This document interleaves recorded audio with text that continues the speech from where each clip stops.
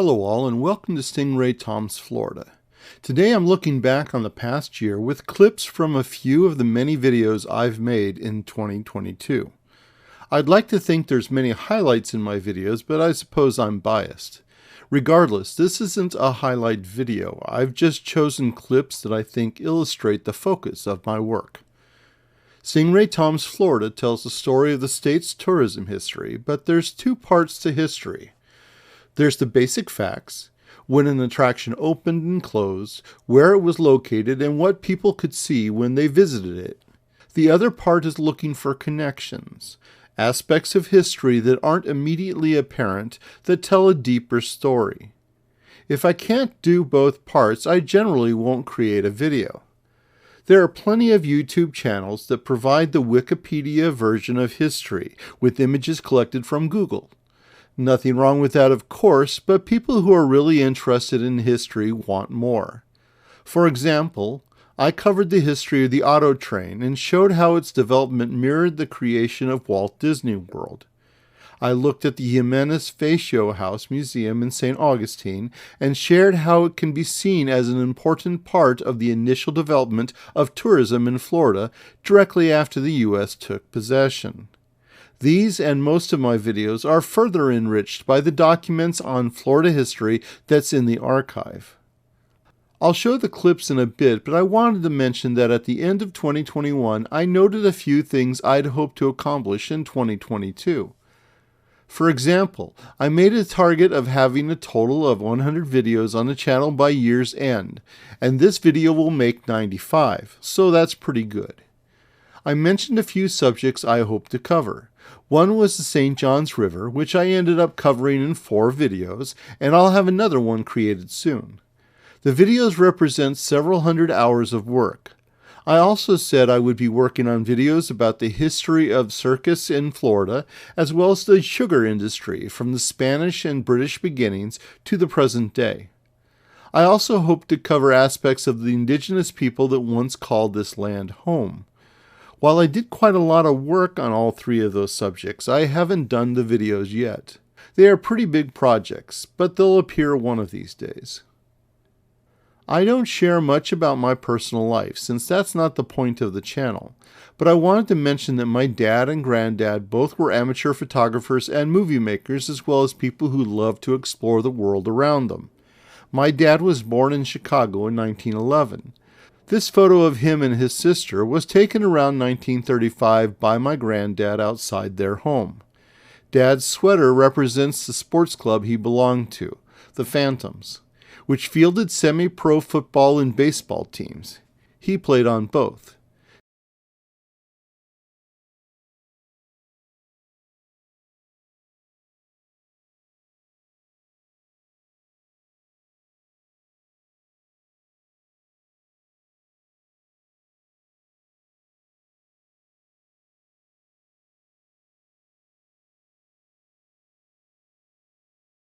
Dad served in the Navy in World War II, and he took both his still and movie cameras.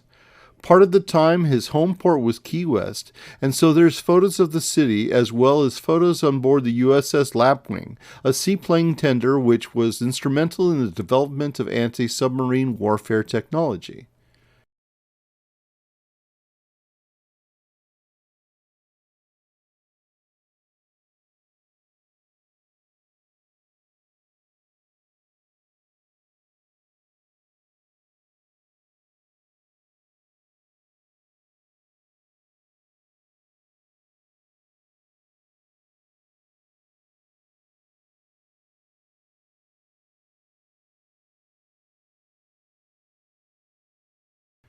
His dad was born in 1885, also in Chicago. He also took photos on trips and later would make movies as well.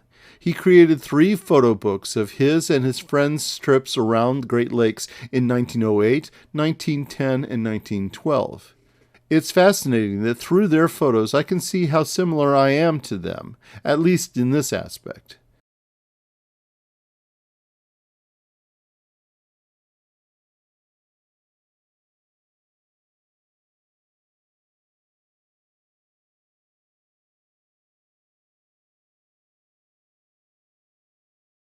My granddad used steamships to travel around the Great Lakes, similar to those of the Clyde Line, which took other travelers to Florida, and he would look for the most photographically interesting locations.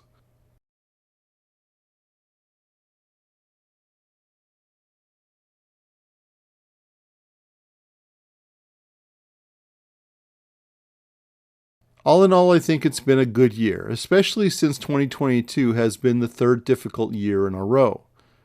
The channel continues to grow. I don't know if it's growing quickly or slowly, but there's probably more than 30 hours of videos on the channel on dozens of subjects connected with Florida's tourism history. There's nearly 600 subscribers, and the channel has had 45,000 views in the past 2 years, so I'd like to thank everyone who has watched, liked, subscribed, and commented on the videos. Now on to the clips. The first are parts of the video, 10 Amazing Florida Historic Places Along US 1792, which tells the story of the federal highway that runs through Central Florida from Lake Alfred to DeLand. Here's a look at the historic places in Kissimmee and Maitland. Kissimmee'S historic site is a few blocks off the highway, near Lake Toho, and in the city's old town. Known as the Monument of States, it's the only site on the list that's not a building, and it's also one of the most unusual monuments in the country. The tower was created in 1943 with the support of the Kissimmee All-States Tourist Club. It features decorative stucco and concrete plates identifying the first 48 states, plus some local public figures and businesses. The monument was conceived and designed by Charles W. Bressler Pettis, a local doctor and president of the Tourist Club. Pettis's idea was to create a monument that would unite all the U.S. states after the Japanese raid on Pearl Harbor at the end of 1941. The 50-foot tall structure was built by Pettis and his friend J.C. Fisher with an unusual pyramidal shape. The monument contains about 1,500 stones from all 50 states and 22 countries, most collected by Pettis and his wife. It's topped by a concrete globe and eagle with a 6-foot or 2-meter wingspan. Pettis sculpted the reportedly 562-pound or 255-kilogram eagle. Made out of reinforced concrete, the entire monument is estimated to weigh about 300 U.S. tons or 544 metric tons. When Pettis died in 1954, the city allowed some of his ashes to be placed inside the monument. Next, 1792 enters Maitland, and only a few blocks to the west sits Mainland Art Center, yet another gem of Orlando area architecture. Built in 1937, the center was originally known as the Research Studio and was designed by Jules Andre Smith to be used as a home and a studio. Smith was a painter, architect, etcher, and author who focused on modern art. The eclectic building has a mixture of Maya and Aztec motifs in a Maya revival style, or sometimes known as fantasy architecture. Eventually, 27 buildings were constructed and evolved into a colony with both studios and apartments for several artists. In 1971, the Maitland Art Association leased the property and opened the Maitland Art Center. It was added to the National Register of Historic Places in 2004. Next is the video biography on Carita Doggett Corse, a Jacksonville native who was one of Florida's most important writers and historians. I came to learn about this important Floridian over many years. Sometime in the late 1980s, I found this souvenir booklet in a used bookstore. Its title is The Historical Romance of Florida's Silver Springs, Shrine of the Water Gods, and Carita is listed as the author. It's a booklet for Silver Springs, arguably Florida's oldest running tourist attraction. I'll get into the booklet later, as it has a fascinating story in itself. The name Carita Doggett Corse didn't stand out, though giving an author credit in a souvenir booklet is pretty unusual. A few years later, I ran across another booklet, this time for St. Augustine's Fountain of Youth attraction, also one of the oldest in the state. The value of Silver Springs as a tourist attraction was appreciated by Americans at a very early date. Only a month before Florida became a state, James Rogers bought from the United States the 80 acres surrounding Silver Springs, paying $1.25 an acre. The improvements at the springs have steadily increased and are now valued at $1 million. Silver Springs is perhaps the most successful and elaborately developed single tourist attraction in America today, deservedly famous abroad as well as in this country. Across the water is a tract that has been left untouched.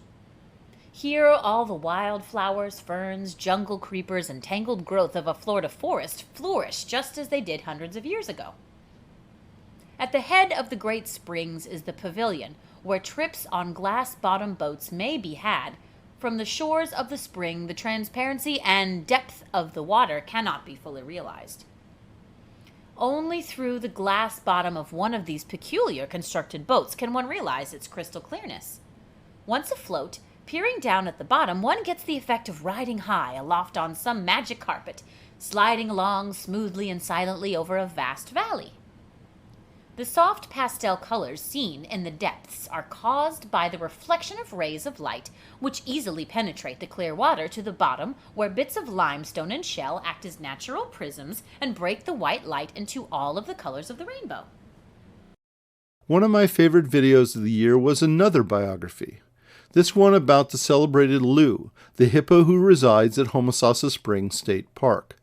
I'm sure I'll revisit Homosassa in a future video since there's plenty more of aspects to cover, but Lou is a special case. There are two hippo species. Lou is a common hippopotamus. The other is the endangered pygmy hippo species, which is a quarter of the size of its larger relative. The common hippo is the third largest land animal in the world behind elephants and most rhino species. While hippos are relatively short, it's one of the most massive animals around. Their bodies are barrel-shaped with stout legs and a massive head. Hippos are considered a semi-aquatic species. During the day, they spend their time mostly submerged in water. At night, they leave the water and wander through the forest looking for grass to graze upon. While some people think they eat water plants, they don't in any significant quantity. Instead, they can eat 80 pounds or 36 kilograms of grass each night. They mostly sleep during the day and appear to be able to do so totally submerged. Studies have shown that they are capable of remaining asleep even though they need to surface to breathe every 5 minutes or so. While I don't often do videos that try to cover the entire history of one attraction, sometimes it ends up being the best way to do it. This video of Splendid China is just such a case. It's such an unusual story, and it's one that could be pretty well summed up in about 30 minutes. There's more to the story, of course, but there's always more. Going back to Emperor Qin, the next oldest display at Splendid China was the Terracotta Army. These remarkable sculptures date to Qin's death in 210 BCE, but they were only rediscovered in 1974. Located near Xi'an City in central China, 7 people were digging a well and happened upon part of the large number of ancient figures. As of 2007, it's believed that there are more than 8,000 soldiers, 130 chariots with 520 horses, and 150 cavalry horses within the massive necropolis. Now, if you pay attention to the news, you'll know that some of Florida's attractions are quite used to protests, but really, Splendid China was the champion.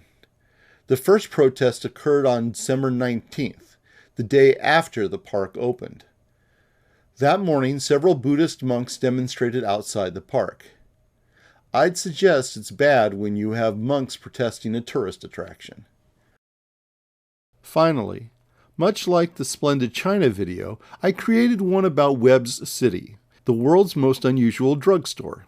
This iconic St. Petersburg department store wasn't the most obvious of tourist attractions, but it was so unusual and its owner was such a remarkable character that tourists near Tampa Bay simply had to drop by to experience one of the most remarkable places in the state. So let's look at James Earl Webb. As I create videos, I'll occasionally take a look at the important and influential entrepreneurs who developed many of Florida's early attractions. They're all interesting individuals who, for the most part, created their particular attractions without any significant professional expertise. These are individuals such as Newton Perry, who created Weeki Wachee, Dick Pope, the developer of Cypress Gardens, Franz Scher of Parrot Jungle, George Turner of Sunken Gardens, and Owen Godwin of Gatorland. We can arguably add James Webb to this list. There's two basic things that define these entrepreneurs. The first is that they took unusual risks in order to develop what they hoped would become successful businesses. And secondly, they were driven to promote their business any way they could, so many of them would even promote themselves as part and parcel of their attraction. Barely a year after the official end of World War II, a group of 8 bathing beauties from St. Petersburg appeared in Life magazine. In a chartered plane, Doc Webb sent his poster girls to represent Florida in what was likely a hastily improvised competition with California beauties. Dressed in white crop tops, shorts, and high heels, the Florida women were literally packaged as a commodity, each bearing a large tag addressed to the Los Angeles Chamber of Commerce and wrapped in cellophane. While it wasn't unusual for the state of Florida to send gifts of citrus to officials around the U.S., this might have been the only time women were presented the same way, albeit with tongue firmly placed in cheek. Life magazine detailed the visit on 2 pages and described it as a daring attempt to prove once and for all that Florida's sun-kissed residents are prettier than California's. Life stated that California didn't have a similar organization as the poster girls, so the LA Chamber of Commerce simply recruited their 8 bathing beauties to defend the state and be hosts to the visitors. 3 judges proclaimed that all of the women were too beautiful for them to decide between either state, and so the publicity stunt ended in a tie. The poster girls stayed in California for 4 days. As Life says, all of this was a big publicity stunt for the poster girls, a busty contingent of teenagers hired by Doc Webb to model the latest fashions at his drugstore. Note that the unnamed Life writer didn't bother to explain why a drugstore was selling the latest fashions. Thank you once again for watching another of my videos. If you enjoyed it, please hit the like button and subscribe to the channel to learn more about Florida's tourism history. Stingray Tom's Florida, traveling through time around the Sunshine State.